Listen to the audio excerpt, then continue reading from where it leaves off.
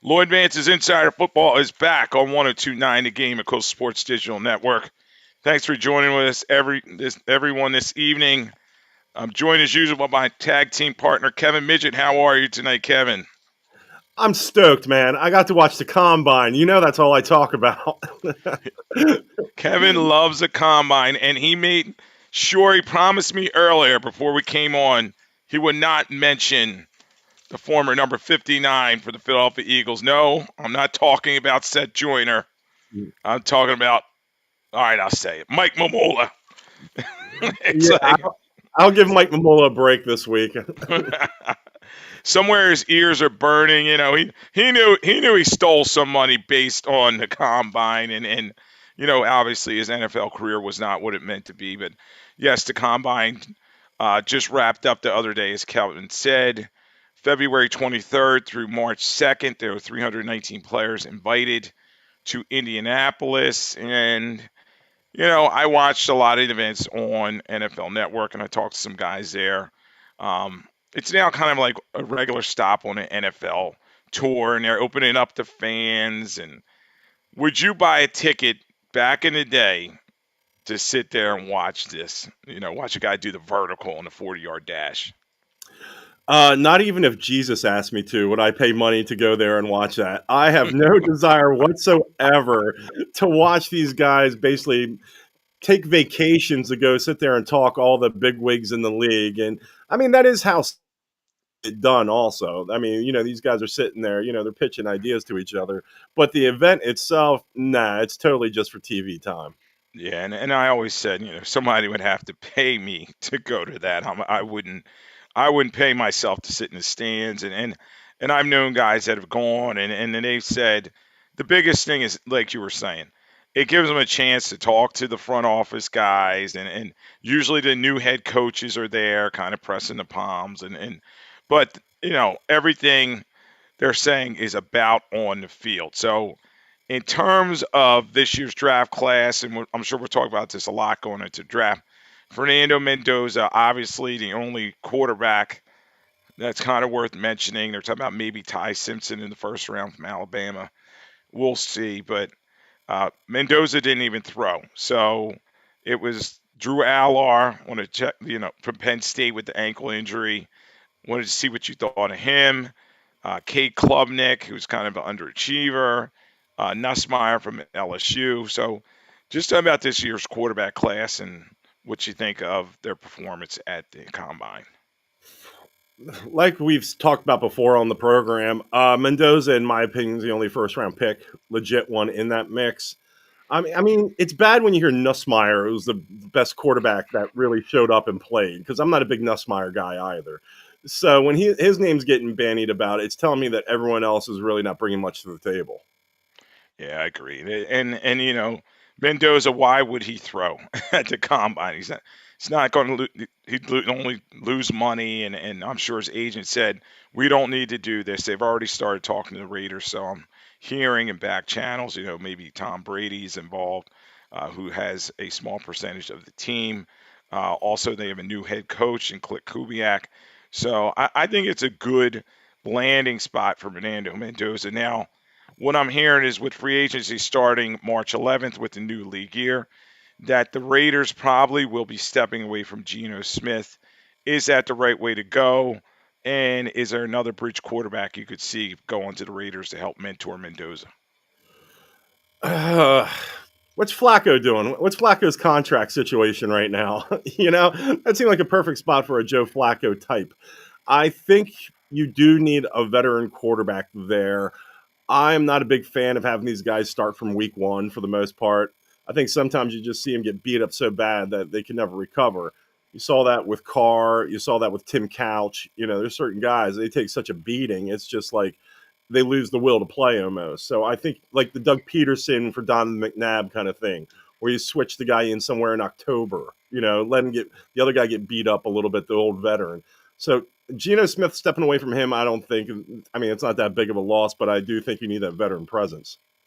Yeah, I agree with you. And they'll find somebody to come in there, and it'll probably be somebody with ties to Clint Kubiak, and then they'll probably grab somebody in the draft. But I'm already hearing that next year's draft is where everybody is positioning themselves already for 2027 draft. But they got to get through this season. And I don't know if he's a riser or a conversation piece from the combine, was quarterback Talon Green from Arkansas. Everybody was talking about him because he ran a 4.36 in the 40.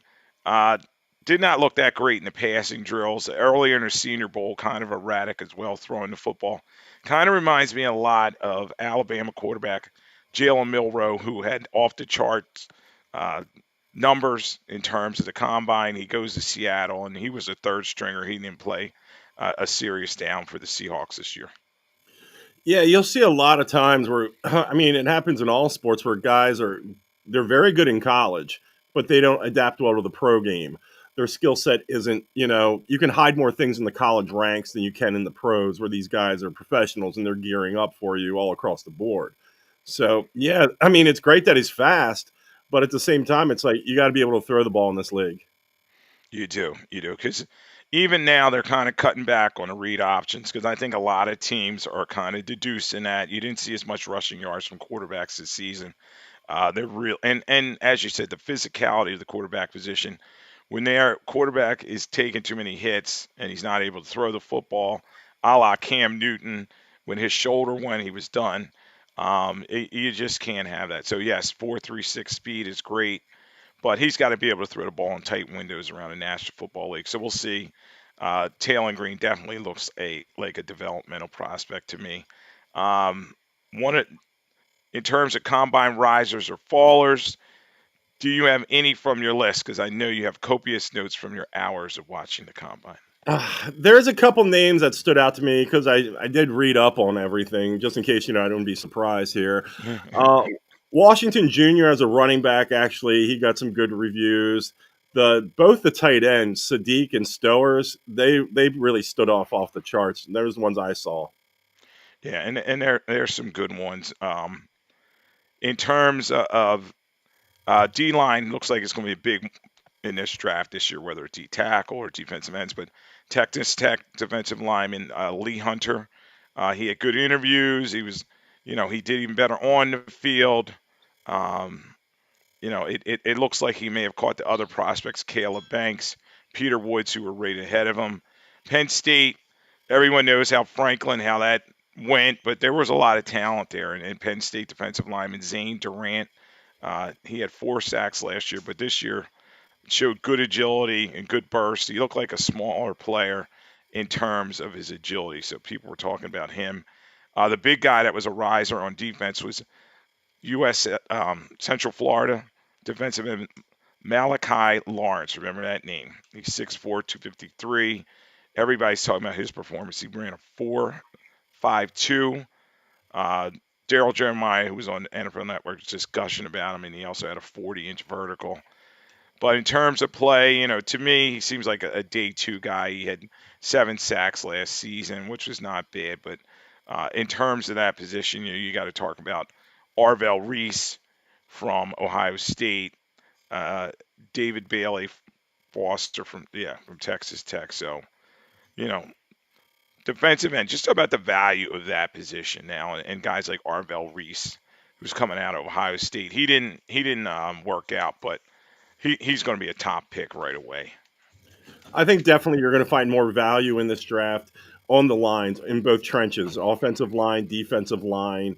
I'm not a big fan of taking a running back early, but Jeremiah Love ran what a 4.3640. I Yeah. mean, that's pretty quick, guys. That's pretty quick. So, I mean, I'm like I said, I'm not a guy who would take a running back with the first pick or anything like that. But I think where you are going to find the value of this draft is on the line. Yeah, I agree with you. And you got linemen, and there was a linebacker that just wowed everybody. Sonny Styles, another Ohio State guy. I mean, he was ridiculous. 4.46 and a 40, which is a linebacker record. He in a 4.3 and a half, 43 and a half vertical. So he went from like a 25 to a top five. So he may be this year's Mike Mamula. They're showing clips over and over again of his athleticism. Obviously, Ohio State had a very good season this year, so maybe he'll live up to the hype. But you know, right now he's looking like a huge guy in terms of coming out in the draft. Drew Allar, we talked about Penn State a little bit earlier. Wanted to get your take on him. He had that bad ankle injury. He was very inconsistent in college. Lost a lot of big games for Penn State. They always won 10 games, but didn't beat anybody. It seemed like every year. He went to the combine. He threw pretty well. Do you think a team would take a chance on Allar in terms of a first round pick, take a flyer on him? I think if you're taking that guy, you're telling me a guy who's had problems staying healthy, who's had problems winning big games. Yeah, back end of day two, maybe. You take a flyer on him if you're in desperate need for a quarterback. That sounds something like the Browns would do. Hey, we need more quarterbacks. Let's bring this guy into the mix. So, yeah, for my value on him, I just think he's back in day two. Yeah, and you just got to be careful in terms of. Reminds me a lot of Christian Hackenberg, who the Jets we talked about there.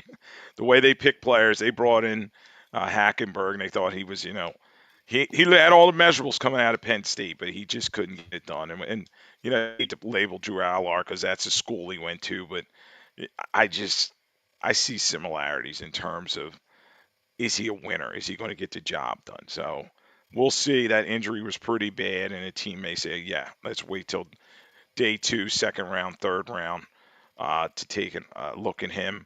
Getting back to Jeremiah Love, yeah, the guy I do my other show with says he has a man crush on him. You can't blame him. I mean, top 10 conversation now, Jeremiah Love, 6 foot 212. I always thought he was kind of like Saquon, but after the way he performed at the combine, I know I shouldn't overrate the combine. 4.36 He reminds me of Jameer Gibbs. I mean, he's a game breaker. He can catch a football. And Kevin, already, I think I'm going to jump ahead of you to take him in fantasy football next season. The one thing I will give a little value and credibility to the combine is when it comes to running backs and speed, because they just got to take the handoff and go. Wide receivers, you can give me Xavier Worthy and John Rosses all day. It's like, can they catch the ball Yeah, and make plays in the field? You give me a running back, though, who can run a 4.3, he just needs to find a hole. So, yeah, I think there's definitely some value with him. yeah, I do, and you got to watch for this Oregon tight end. You mentioned him earlier, Kenyon Sadiq. He ran a 4.39. They're going to put him out in space. He's this new tight end. A guy that's probably not going to be a blocker. That's going to be a big receiver, and they're fast too. So they're probably going to whoever takes him, they're going to move him all around the formation. Maybe the Eagles should take a look at him because the Eagles, they're probably, Dallas Goedert's probably going to be gone. They don't even have a tight end on their roster once the league year starts. So we'll see how Kenyon Sadiq where he ends up. And then don't forget the big guys. You had Caden Proctor out of Alabama. I mean, this guy's huge. He's 6'7". They said he lost some weight from 366, probably weighed in 352, so he skipped a meal, Kevin. But he ran a 5.2 140. He had a 32.5-inch vertical. And then he had long arms that you like in terms of your offensive lineman. Uh, there's another offensive lineman from Utah, Spencer Fanau. He looked very good, and he's projected to be a top 10 pick. So, I know you're leery being an Eagles guy of first round picks that are offensive tackles and linemen, Kevin Allen, Broderick Thomas. The Eagles have not. Lester Holmes. And the cherry on the top, I'll put this on there, and then you can talk about offensive lineman. Your guy, Antone Davis. I tell you what, Anton Davis was way better than Danny Watkins. Throw him in there too. Yeah, it's like, geez, oh man, Anton Davis, you always knew when he was on the field because every flag was against him. Uh, yeah, the one thing I'm leery of is somebody who's that big, 6'7", 352. It's like with in the Philadelphia area, you see someone like Jordan Davis, how much of a struggle he's had to be in shape to be able to stay on the field. And you got to wonder the dedication and the willingness a young guy of that size and stature coming into this league is going to want to put in. So, I mean, that's the one thing I would be leery of taking a larger human like that. Yeah, that's a good point. And we'll see how it turns out for Proctor and some of these other linemen. Another one that stood out was Markel Bell. He's out of Miami, and as you said, this is another question mark because of his height. He's 6'9", 346, and with that, it's just hard to have that leverage to play at that position. I remember watching King Dunlap for the Eagles in practice, and he was like 6'9". He said 6'10" maybe, and he just could not get low enough to block guys like a Trent Cole that's a shorter lineman and could get right underneath of him. So, talk about like, is that a problem in terms of the tackles? I think most definitely it's a problem. I To find somebody of that size, once again in stature, to have the footwork to be able to move around, like you said, to get low enough to get to some of these quicker guys, there's not a lot of them that can really do it. You see them, they become projects, and all of a sudden they're on the practice squad. You bring them in, and it's seldom when you see someone really, ball out once they get to the league at that size, if they haven't started in college yet, being that guy. Yeah. Yeah. And getting back to the receivers, and someone that stood out was Jordan Tyson out of Arizona State. Everybody was high on him before he got there. He bench pressed almost a receiver record. They were talking about that. He didn't run, but he put up a lot of weight. I mean, he's 6'2", 200 pounds. He's projected to be a top 10 pick anyway. Um, but does that really matter that a receiver put up, almost 30 reps of No, bench press? not at all. Unless a car falls on somebody in the middle of the game, I don't think that's really doing anything. So, I mean, there was a couple other guys. What was it Jacoby Lane? Was it, you said Xavier Thomas, also from LSU? They had some good, workouts as well. But at the end of the day, I don't care how fast you are. Can you catch the ball? Yeah, if your hands are inconsistent, uh, you're just not going to have a job in the National Football League. There were so many guys that could get open and they would just drop the ball. I remember when I was in college at Pittsburgh, there was Dwight Hands of Stone, they called him. He'd run right by somebody and he'd always drop the ball. You know what I mean? Johnny Lamb Jones. Remember that name? Ported. So it's like to have someone with that speed, to be able to show up. I mean, guys know they're fast. They're going to give him a cushion. You let him catch that underneath route because you know what? Chances are he's not going to catch it because he also doesn't want to get hit. Yeah, I was saying Johnny Lamb Jones when we blipped out there. Yeah. You remember that? Yeah. All the Midgette. Jets fans remember Yeah. that. He ran in the Olympics and came out of University of Texas, and they take him first round, and they're like, oh, this guy's going to be the truth. He's going to be fast.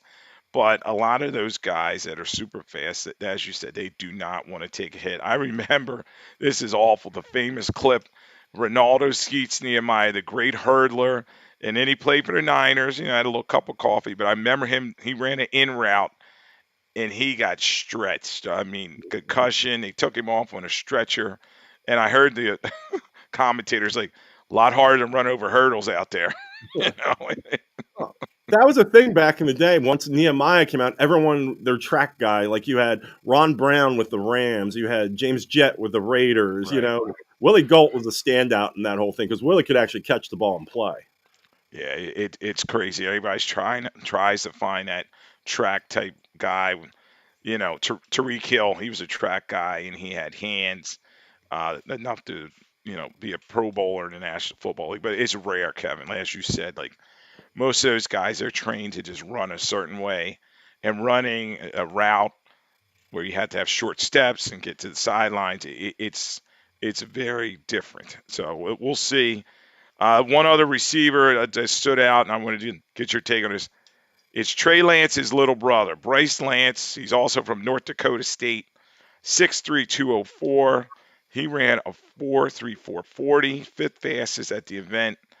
He also had a 41.5-inch vertical. Where's he going to go? You excited for him? Absolutely not. That's a hard pass right there. Um, you get all these North Dakota State schools and all this. You know what the problem is? You hit on one or two guys from like a small school up north there, close to Canada, and all of a sudden now everyone's like, "Oh, that's where the fountain of talent's at. Let's go up there and grab these guys." It's like, no, they're up there for a reason. So, nah, I'm not excited to see him, and we probably won't after the first season of his career, I'm guessing. And there it is. We're going to wrap a bow on the NFL Combine. the latest stop on the National Football League's road to the NFL draft. The NFL draft will be in Pittsburgh, Pennsylvania this year. I'll get the date for everybody. I think it is around April 25th or so. It'll be in Pittsburgh, and we'll see how the fans there crowd their way into the main area. NFL, they put it on. It's a 3-day event.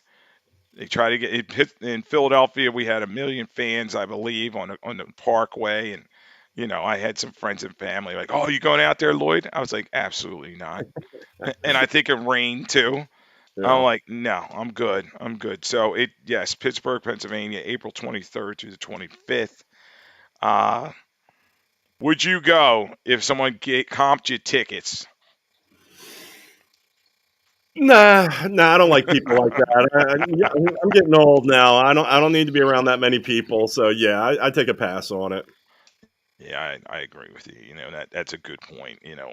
You never know with all the crazies out there nowadays being in a big crowd like that. No, thank you. Rather be home. Like I say about going down to regular games. I got my own bathroom, got my own Hmm. food, safe at home watching it on TV. Let everybody else be out there. And they're not even, most of the people are just going out there for an event. They're not even watching, so, Nah, they you know, sit there. They try to pull it together when their team like try to sober up a minute while their team makes a draft pick, especially on day one. And once their team makes a draft pick, it's like, all right, now we can go back to throwing up in the bushes and everything else. So yeah, I'm good. that sounds like some bad concerts some of my college Yeah. friends went to and didn't actually participate. Uh, so we wrapped up the NFL Combine here on Lloyd Vance Inside Football 129, the Game Coast Sports Digital Network. Thanks for joining us. Kevin wanted to jump to tomorrow is franchise tag day around the National Football League. So March 3rd is the last chance for people to put a tag on it until 4 p.m. Eastern. Right now, only 2 players are tagged. Kyle Pitts, last season, 88 catches on 118 targets, 928 yards, had a rebirth at 5 touchdowns. And George Pickens from your favorite adversarial team, the Dallas Cowboys, 93 receptions. He had 137 targets, 1429, and 9 TDs. Now, Pickens is unhappy that he's getting that 1 year, $28 million contract. The thing is with Dallas too. After our show last week, I think it came out where Aubrey now the kicker is looking for a raise. He wants to be paid Correct. $10 million a year. It's like, I mean, a kicker being paid $10 million. I mean, it's going to happen eventually. And if there is someone to get paid $10 million, it's him and maybe 2 other guys are in the conversation. That being said, though, Jerry, where are you getting all the money? Where are you getting money There from, it Jerry? is. What are you sacrificing, Jerry? Yeah, and that's the thing, Kevin. The league year starts March 11th, and Dallas already they gave Javonte Williams their running back who had 1,000 yards. They gave him a 3-year extension. I talked about George Pickens. He'll be on a 1-year franchise deal. Then you got CeeDee Lamb, who's top 5, I believe, in receiver pay. Uh, Dak Prescott, the highest paid quarterback in the National Football League, $60 million. Yes, the cap is going up to probably about $305 million, but I don't know where Jerry's getting all this money. And already a player that he acquired in the Micah Parsons trade, Kenny Clark, they may have to get rid of him in order to clear some space. They're talking about getting rid of Logan Wilson, who they traded for from the Bengals. So what are they doing, and when will Stephen Jones take the keys from his father? I hope never, man. Let that man drive the car. Let him keep driving it. Every idea is a winner, Jerry. Keep making them. Yeah, it's funny because you and I play fantasy football and we talk about it a lot. It's like he thinks his $1 billion, $9 billion team is a fantasy football thing. Yes, he has 2 receivers over 1,000 yards. He had a running back 1,000 yards. He had a quarterback over 4,000 yards passing. But the team was terrible. What did they finish? They finished 6-9-1, if I believe, something like that. Yeah, 7-9-1. They finished. They're picking 12th overall, And it just shows you they have to build through the draft. And they have to fix that defense. That defense was awful. I know they're changing coordinators defensively, but I just don't know if that's going to make a difference. And it was to their fans. Well, they should have been embarrassed, in terms of the way that defense performed. Right now, every mock that I look at is having them go for a defensive guy, maybe Sonny Styles, a linebacker from Ohio State. They think maybe he could replace Micah Parsons. We'll see about that. And it's a situation where, you know, what's going to happen here. And I think the linebackers only had 6 sacks last year. So, Christian Parker's coming in there from the Eagles. The Eagles probably shouldn't let him go, because of Fangio being on a 1-year deal. Dallas allowed 6.1 yards per play, the worst, second worst in the National Football League. So they got to fix that defense, and they're spending all this money on the offense. They are armed, as I said, though, with their 12th pick, and they also have Green Bay's pick at 20. But it's not going to be enough to fix that defense. I mean, if you had to handicap it today, what are you thinking in terms of the NFC East? Did the Eagles become the first three-peat champion in that division in a while? I think on paper, as of right now, you would have to say yes. We got to see how Washington bounces back with Jaden Daniels. In Dallas, no, I don't see Dallas doing it. I can't see all those guys staying healthy for the whole year. They haven't shown in the past that they all can stay healthy. And I gotta think being a Cowboys fan has to be like being a Commanders fan in the day. When you knew that you weren't going to win with Daniel Snyder there, like you're a Cowboys fan now, it's like we're not going to win as long as Jerry Jones is there. It's like you've almost accepted it and moved on until that man is, replaced. So yeah, as on paper right now, the Giants also could take a nice little uptick as well, but I would lean on the Eagles. Yeah, and I would think with Harbaugh coming in, the Giants definitely should have an uptick, and they have a high pick. They're picking number 5 overall, and they had those injuries to Scadaboo and Neighbors are getting them back. I think the team will be better.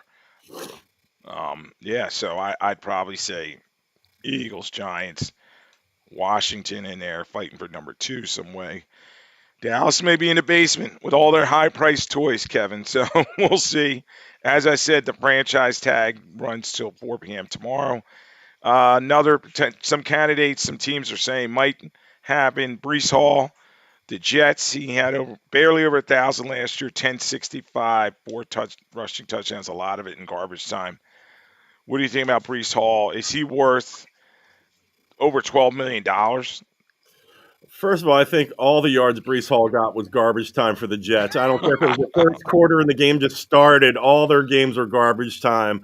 No, I wouldn't do it. But what we said we were talking before we came on air, and it would be the most Jets thing to do is the franchise tag Brees Hall right now. That would be wasted money in my opinion. But once again, the Jets got a jet. Yeah, and yeah, they're probably going to do it. And Aaron Glenn already on the hot seat. And he had year one, got rid of his offense coordinator, got rid of his defensive coordinator. Well, guess what, Aaron Glenn? Woody Johnson, the owner there, is he's not going to wait for much more. You're next. So Yeah. it's do or die next season for Aaron Glenn. And Hall, we'll see about him. And we're going to get to all the quarterbacks and everything in a minute. So we'll talk about their horrible quarterback situation in a minute. But um, they don't have a quarterback, and Brees Hall is there, and they have Garrett Wilson. Don't draft him in fantasy. I just tell everybody he's not happy there. He's not getting his catches. Uh, Also, potential franchise tag target is Adofe Owe, the Los Angeles Chargers. You're probably familiar with him from his Ravens days. He actually played pretty better Yeah. for the Ravens. I mean, for the Chargers than he was for the Ravens. The Ravens gave up on him. He had 7.5 sacks last year in 12 games. Did have a good playoff game against New England where he had 3 sacks, and he is only 28 years old. So, are the Chargers right to put the tag on him? It's the whole thing. It's like, was he a good player? Yeah, I think he was, and I think he turned the corner a little bit being out there. That being said, you're paying some guy at the top of his position, for that year, and it's like, is the juice worth the squeeze? And the Chargers, they do need the help on the defensive side. So, I mean, if you're going to roll the dice, I would actually the Chargers. I wouldn't be that upset if they locked him up for a year. Yeah, it's gonna be interesting because they're talking about getting rid of Khalil Mack, who's 35 years old. He seems to me he's going to be one of those mercenary pass Mhm. rushers out there like Jadavian Clowney and Justin Houston as he was at the end of his career. Von Miller now is kind of like that. So I think Mack's going to test the market. Couple more. This one, and this is a big one. This guy just was a Super Bowl MVP. Kenneth Walker, unrestricted free agent. I'm hearing that Seattle's not even going to. They're not going to tag him. Last year, he had 10.27 yards, 4.6 yards per carry, 5 touchdowns. He was vultured a lot, as I and many fantasy football owners know by Charbonnet. But what is it done? What have you done from lately? Super Bowl, 27 rushes, 135, 7 first downs. He had a TD callback, 2 receptions for 26, and he was the MVP. What do you think about Walker? And if he's not franchised by Seattle, where do you think he could land? If they don't franchise him, that's a huge mistake, I think. That's basically saying, we're happy with our Super Bowl that we won. And, can Charbonnet, he's had health issues his whole career for the most part, also. Right. He's not a guy who can carry the load by himself. Walker proved that he can do it without Charbonnet, but Charbonnet can't do it by himself. So they got to bring another running back in that situation. So, yeah, I They do. think that's a huge mistake by them. Yeah, and Charbonnet, what, he had an ACL late in the season, I believe. Mhm. So he may not be ready for the start of the season. So, yeah, maybe they need to, I know they won the Super Bowl and they're the champs and everything, but maybe they need to figure out what they're going to do. They're probably going to have to go to the draft. Obviously, they won't have a chance at Love, but the line played pretty well for them in the Super Bowl. Maybe they're thinking, oh, we can just stick anybody behind them, but Yeah. um, that would be a mistake in my opinion. So I would agree that they need to sign Kenneth Walker. Uh, One other prospect is a quarterback, but we'll talk about that in a minute. Um, in terms of receivers, we know Pickens is off the board.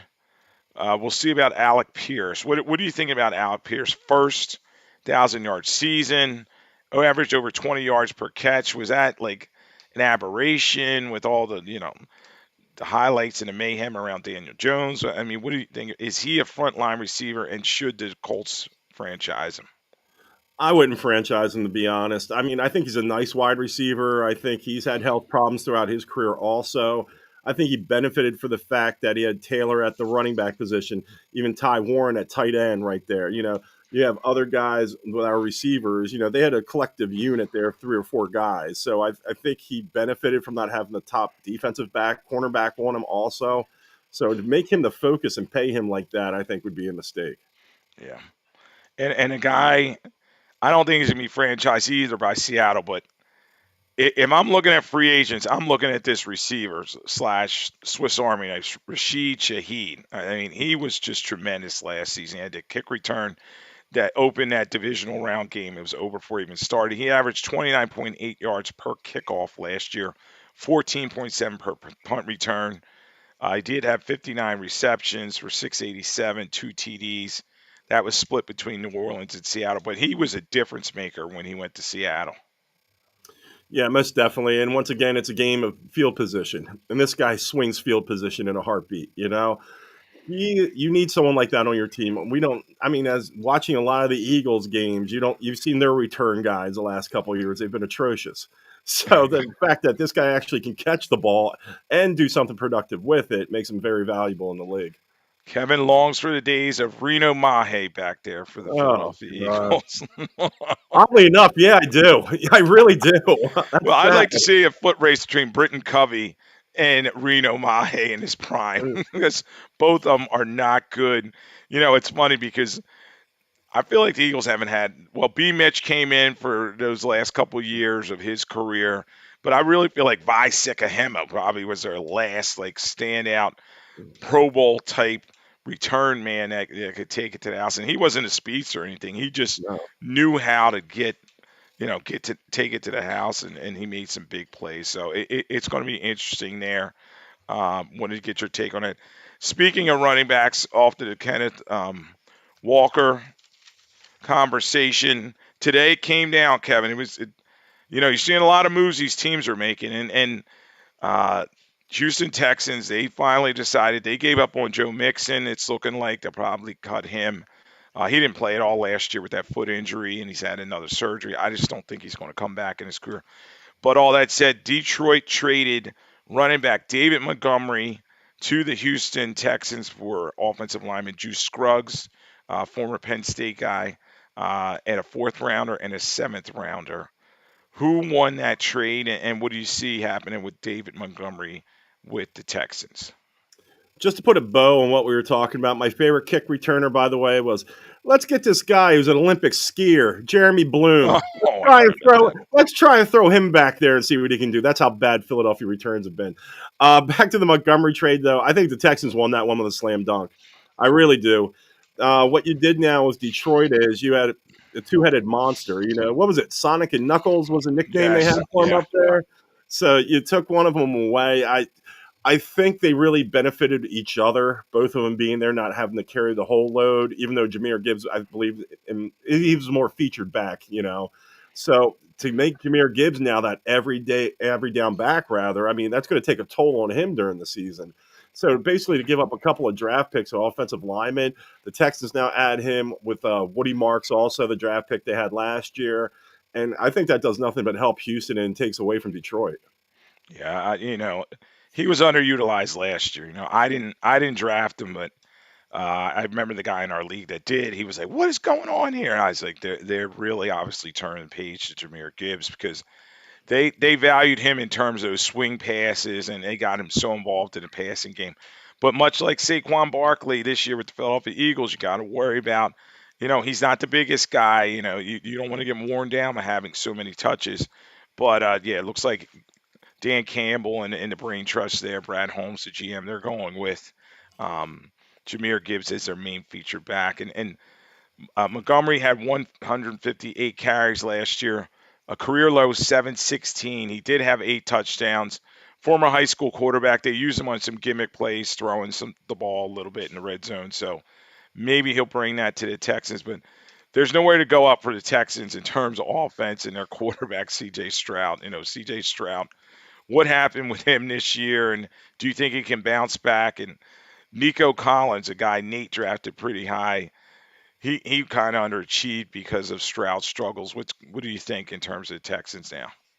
I think if I'm Houston and that defense plays like it did last year, and I mean, this is his make or break year, to be honest. If he comes up and plays like he did last year, now you'll have had what 3 years in a row of that. I mean, he had that Yeah, one breakout year his first year, and then he did nothing but regress after that. So the fact is, in him showing up in big games the way he's showing up, I mean, you can't have that if you're trying to be a contending team. So I think this is it for C.J. Stroud this season. yeah, and they won that one playoff game in spite of him, and their team. It's just like, yeah, I think D'Amico Ryan's in his offensive side. They're like, all right, this is guy's last chance. I know they're all saying the right things, doing the right, in terms of their quarterback. He's their first round pick, and they don't want to show him up, Kevin, but new haircut be damned. He better play better or he's out of there. So they also Houston, DeCosta, their uh, Casario actually. Casario is their GM. They also traded Titus Howard, one of their offensive linemen. They sent him to Cleveland for a fifth round pick. Cleveland extended Howard, a young man that I met at a banquet before, and really nice kid, big physical guy, but he just never really kind of fit with the Texans. They drafted him the first round. We'll see what he does with Cleveland. I feel bad for him that he's got to go there. At least with at least with Houston, they have a chance to win the division. I mean, but this is the Browns we're talking about here. So Uh-huh. it's he goes there, he gets a 3 year extension, 3 years, 63 million. So he is getting his money, but now he's stuck with Todd Monken and that mess there. Uh, and that'll be a good segue in terms of our next topic here on Lloyd Vance Inside Football on 1029 The Game, Coast Sports Digital Network. Quarterbacks, the quarterback carousel, they move the needle around the National Football League.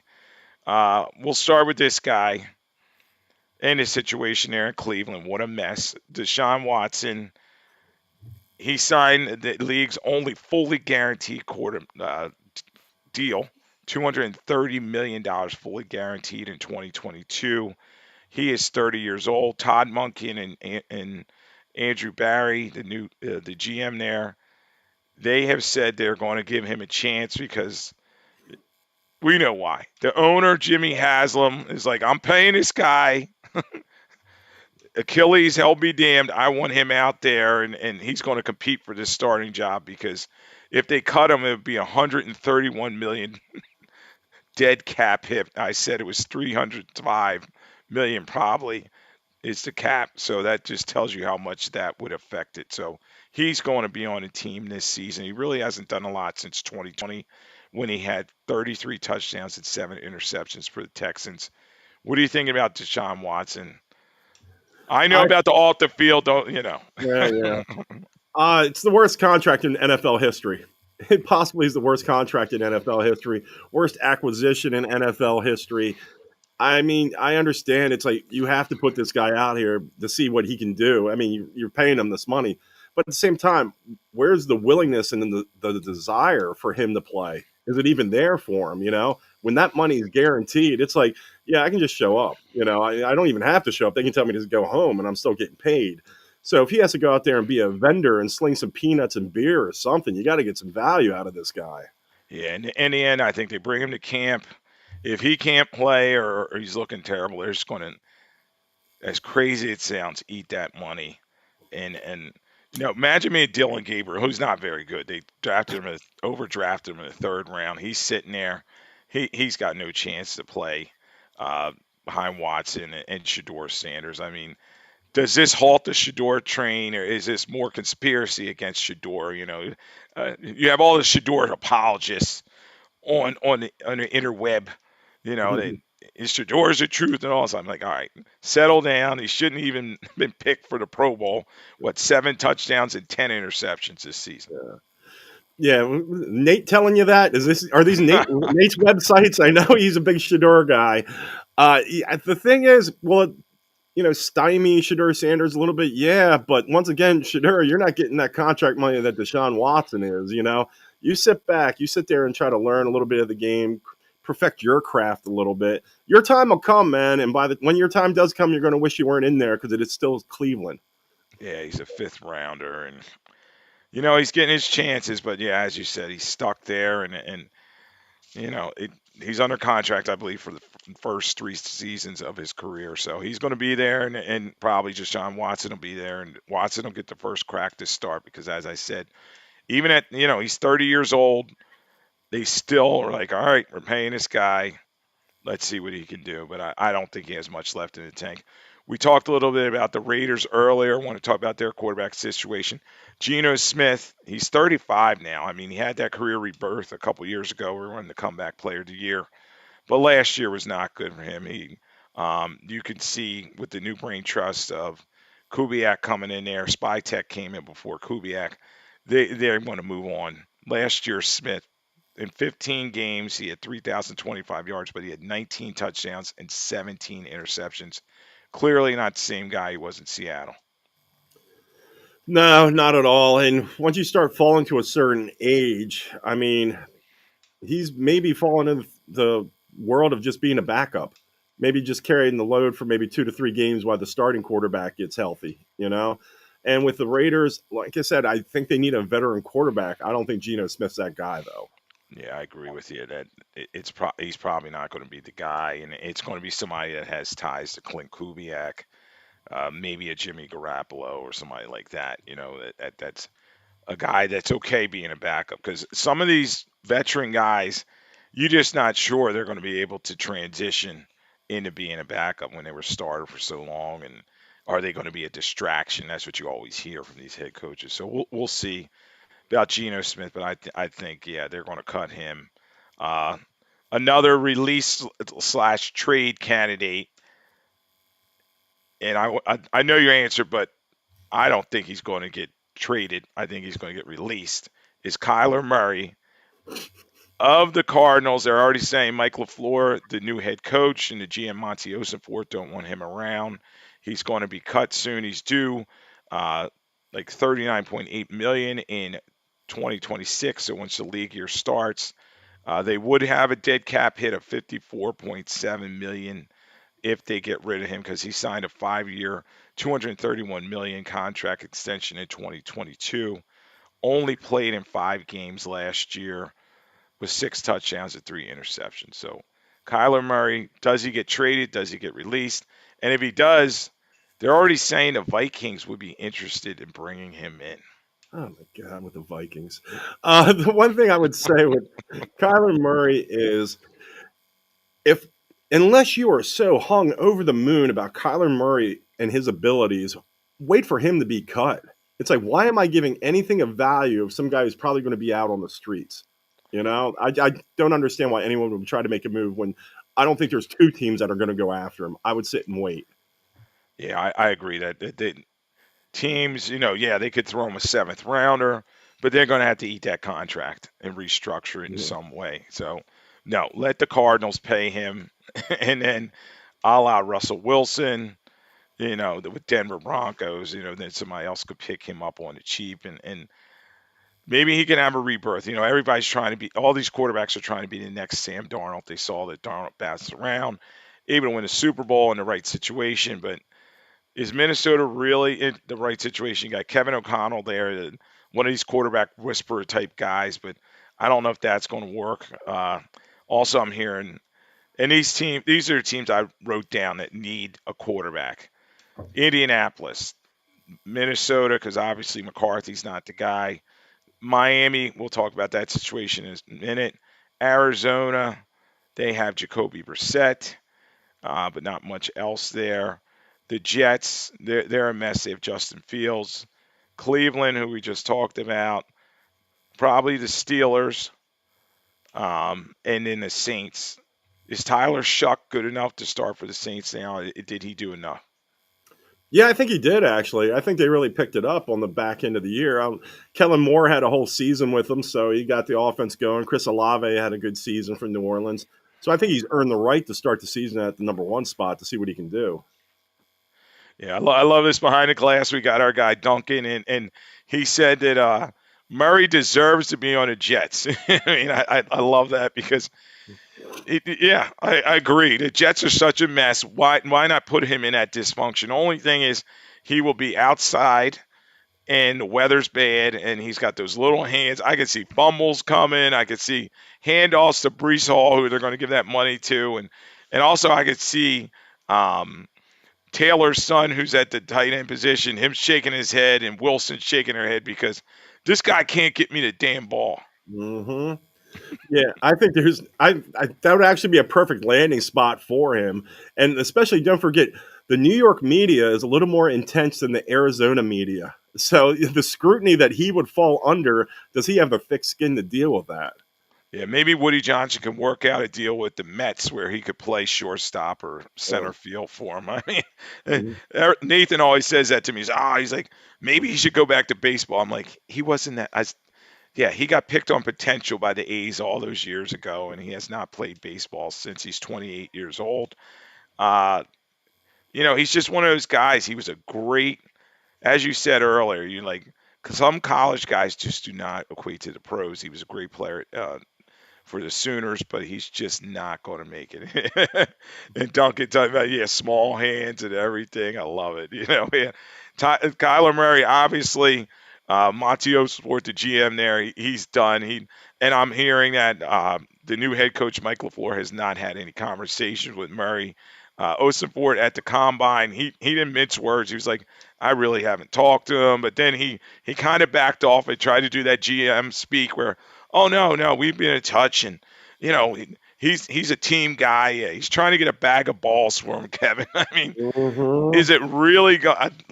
You said earlier, there's no way anybody trades for him, and I agree. I just agree with you on that. Another quarterback and a quarterback needy team, and they're talking about in the sweepstakes for Malik Willis, who's going to be a free agent, is the Miami Dolphins. Malik Willis has ties to Hapley and Sullivan, the new GM down there, um, from their Green Bay days. So that could be a landing spot. But the guy that's already there is Tua Tagovailoa, 28 years old also. Last year, 20 touchdowns, 15 interceptions. He's due $56.4 million in 2026. They're trying to trade him. Would anybody be crazy enough to trade for this guy? Trade for another guy who's had nothing but injury problems, can't stay healthy, stay on the field. And once again, though, Miami, the big selling point there is you got Kevin Patullo there. What could go wrong? You bring in that offensive genius. Yeah. Malik Willis is trying to resurrect his career. Yeah, let me go work with Kevin Patullo and see what I can do down there in Miami. The only good thing about Miami is the weather. That team has tank written all over it, and good luck trading too. I could see the Steelers moving in on one of these quarterbacks because they need something. Yeah, That's the thing. it's crazy, because Tua is due all that money, $56.4 million. If they got rid of him, not trading him, $99 million dead cap space. So that's basically one third of their cap. Maybe they can spread it across. I mean, it was just an awful decision given him his contract. And you talk about these are the GM slash coach killers out there. McDaniel, they got rid of him. Chris Greer, the general manager, and it was because they gave him that horrible contract, and he just has not lived up to it. And yeah, no one's going to trade for him. I just love that they're like, oh, let's keep trying. Somebody will trade for him. It's just like I remember when the Eagles were trying to trade Marcus Smith, who they drafted in the first round, one of their awful players. Like no one's trading for him. Okay, just wipe the egg off your face, cut him, and then walk away. So I think Tua, he's out of there, and they're going to be in the Malik Willis sweepstakes soon enough. And next quarterback, and this guy's talking about coming out of retirement, but he's trying to control the narrative. Derek Carr, he's 35 years old. He's saying, I think I'd like to come back. He retired in 2025, four-time Pro Bowler. He threw for over 40,000 yards, had 257 touchdowns, only 112 INTs. He's another guy. He has these great fantasy football stats, but he's never really done anything. The Saints still all hold his rights, though. And as we said, Tyler Shuck had a pretty good year there, and they seem like they're leaning towards him in the future. But is there any chance Derek Carr lands anywhere? Oh, absolutely. He's another one of these guys. He retires, he goes home. He has a gaggle of kids too. He's somewhere around 6 to 9 or something, somewhere in there, like Philip Rivers. You get home, you got all these kids, and you're retired. It's like, man, I want to go and get hit by 300-pound guys again. It's a lot of work around here. So, yeah, Derek Carr. I mean, you've seen with all these bad quarterback contracts, you've seen guys panic and move up in the draft and take guys they shouldn't take because you need a quarterback to win. So, will someone give Derek Carr a look? Yeah, I think they will. And if I'm the Saints, I move him to the first guy who wants him because if you can get some value for a guy that's retired sitting at home, do it. Yeah, I agree. And maybe somebody. I named all those teams. You talk about the Steelers because I don't think Aaron Rodgers at 42, he's coming back, and he's pretty beat up, and the Steelers are saying they want him back. Khan, their GM, is saying that, but Carr would definitely be an upgrade over Rodgers. I mean, Rodgers played 16 games, uh, 24 touchdowns, 7 interceptions, but he just wasn't moving the needle. I mean, the majority of his passes were short ones to Gainwell coming out of the backfield, had a good year, and handed the ball off to Warren, and they threw a lot to the tight ends. But McCarthy's his buddy. Does Rodgers stick around, or do they go in another direction? They're actually talking about Will Howard from Downingtown in Ohio State, a kid my son played against, um, as possibly their starter. They drafted him, I think, in the second or third round last year, something like that. So, what do you think about the Steelers? I think they need to move on with this Aaron Rodgers thing. If anything, it's like you're just delaying the inevitable at this point. You got a guy who doesn't have the arm strength that he used to have. And what you saw more than anything, especially at the back end of the season, is he can't move. That used to be his thing, He could Yeah, slide some, blocks and runs, and he could get you the extra yards, or he could buy some time with his feet. He's running in cement right now. He's got nothing for mobility. So I think the Steelers are doing themselves a disservice if they do bring him back. I mean, then what? Mason Rudolph you got going on here? Yeah, give him a shot, see what he can do. yeah, I agree that it's time to move on from Aaron Rodgers, and he played terrible in that playoff game. It saw his future. There's only one Tom Brady, a guy that can compete in his 40s and achieve in the National Football League.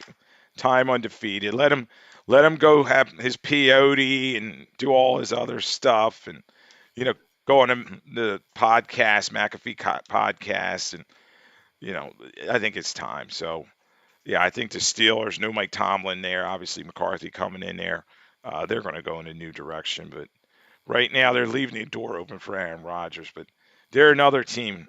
You put him out there, maybe they're tanking for Arch Manning. I mean, they're another one. So um, Indianapolis, we touched on this one a little bit. There's two quarterback situations that I want to talk to you about. Daniel Jones, they traded their first rounder for Sauce Gardner, so they don't have that. And then Jones is 28. He's coming off Achilles. Obviously, he looked like the comeback player of the year for 13 games. He had 19 touchdowns, 8 interceptions, and rushed for 5 as well. Daniel Jones, do they re-sign him or franchise him? That's a tough one right there. I wouldn't. I mean, I'm just throwing it out now. I could change my mind tomorrow, but I would say I'd franchise them with the lack of quarterbacks that are out there that are doing anything. You saw when Daniel Jones got to play in Steichen's system how he played. He didn't even look like the old Giants. Daniel Jones. He was in MVP discussions around October. So the fact that injury, though, the thing that would scare me off is it's an Achilles. It'd be different if it was some other injury. Achilles is tough to come back from. So, I mean, that's when you have to give sincere thought to. But as of right now, when I say do it, I'd say do it. Yeah, and you have Chris Bauer, the GM there, and Steichen, as you said, at head coach, and you have a new owner in Carly Ursay Gordon's taking over for her father who passed away, and she's looking at everything in terms of that operation, but I think they do bring back Daniel Jones because of the goodwill and what we talked about in terms of Sam Darnold and rebirth sometimes from some of these quarterbacks. Now, a quarterback that is there, no chance of rebirth. And, we talked about the combine, eye popping stats and looked the part and, ran the fastest, jumped the highest, but he can't play quarterback. It's Anthony Richardson, 6'4, 244. He's only 24 years old, which is crazy, Kevin. I mean, he's 23. I mean, drafted in 2023, first rounder, fourth overall, but better at the read option and running than passing. 51% completion percentage. What happens with Anthony Richardson? Do they trade him, cut him? What's going on with him? He's a bum. That's the thing right there. And the thing is with Anthony Richardson, I mean, on the field, you could tell he can't play quarterback. He doesn't have the heart to be in the NFL. When he came out of that game because he was tired, it's like, dude, you're the quarterback. You're the quarterback. You can't come out because you're tired. So that shows me everything I need to know about Anthony Richardson right there. And he's another guy. Why would you trade for him? I wouldn't give you a 7th-round draft pick for that guy. It's like, no, I can find Anthony Richardson or better on the market right now. I'm not trading for him. Yeah, and I agree. He's talking about be careful, the combine workout warrior. He's an offensive equivalent of Mike Mamula. I mean, he did not have many starts in college, and they just took a flyer on him because of his athleticism. The new NFL, he was supposed to be that dual threat guy. He just has not gotten it done. And as you said, why would anybody trade him in the 7th rounder for him? So once he's cut, somebody will take a chance on him. But I think he'll end up in the UFL or the Canadian Football League. But in terms of being a quarterback in the National Football League, I just don't see it. And it's all about measurables. But he cannot throw the football. I mean, he can't complete passes. And like Tim Tebow, he just couldn't get it done after a certain point. So you wish Anthony Richardson the best, only 24 years old, but yeah, I think he gets cut and they won't find a trading partner. Last quarterback we'll talk about on this show on Lloyd Vance Insider Football 1029, the Game Coast Sports Digital Network. Malik Willis, as I said earlier, the Green Bay backup. He's 26 years old. He was a former 3rd-round pick of Tennessee in 2024. He's going to have his suitors when he comes out when free agency starts March 11th with the new league year. Where do you think Willis kind of lands up, and how do you think he's going to do? Tell you what would be interesting, Willis going to Minnesota. You sit there, you give me a team with Justin Jefferson, you got Addison there. They've got some pieces that you could be a quarterback and be successful there. So that would intrigue me. If you're just going for the weather, yeah, go to Miami, man. Have at it. Arizona, go there. The desert, air is good for you. But I mean, if you wanted to win with some weapons, and I'd go to Minnesota. Yeah, it's interesting you name those the three teams I've written down. The Miami Dolphins obviously has that relationship with Halfley and Sullivan from Green Bay. That'd be a good landing spot for him. Minnesota, J.J. McCarthy, another one of these guys looks the part, but he cannot throw the football. Minnesota could be a landing spot. Arizona, after they cut your boy Kyler Murray, that could be a landing spot. So yeah, Malik Willis, I think he will be coming off the board early in free agency. Another great week here on Lloyd Vance Insider Football on 1029, the Game Coast Sports Digital Network. Thanks for joining Kevin and I. Appreciate Duncan behind the glass, and we will see you next week, and we'll talk more about free agency and get you ready for the draft. See ya.